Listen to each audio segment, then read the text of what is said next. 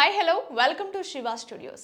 Iran Israel మధ్య యుద్ధం, Gulf దేశాల్లో ఉద్రిక్త వాతావరణం క్రమంలో భారత్కు గ్యాస్ సరఫరాలో అంతరాయం నెలకొంది. దీని ప్రభావంతో దేశంలో గ్యాస్ కొరతతో ప్రజలు ఇబ్బందులు పడుతున్నారు. గ్యాస్ దొరక్క పడరాని పాట్లు పడుతున్నారు. ఇక కమర్షియల్ గ్యాస్ సిలిండర్ల పంపిణీ నిలిచిపోవడంతో హోటల్స్, ఫుడ్ స్టాల్స్, రెస్టారెంట్లు బంద్ అయ్యాయి. ప్రజల అవసరాన్ని అదునుగా చేసుకుని అక్రమార్కులు రెచ్చిపోతున్నారు. గ్యాస్ కొరతను సామాన్యుడి భయంగా మార్చుకొని బ్లాక్ మార్కెటింగ్ ఊపందుకుంది.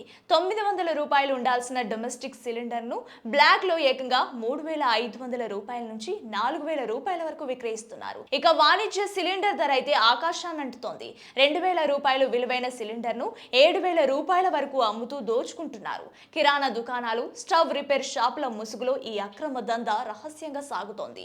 ఏజెన్సీల నుంచి గ్యాస్ ను మళ్లించి నిల్వ చేయడం ఇప్పుడు పెద్ద నేరంగా మారింది. దేశవ్యాప్తంగా పోలీసులు, విజిలెన్స్ అధికారులు ఆకస్మిక తనిఖీలు చేపడుతున్నారు.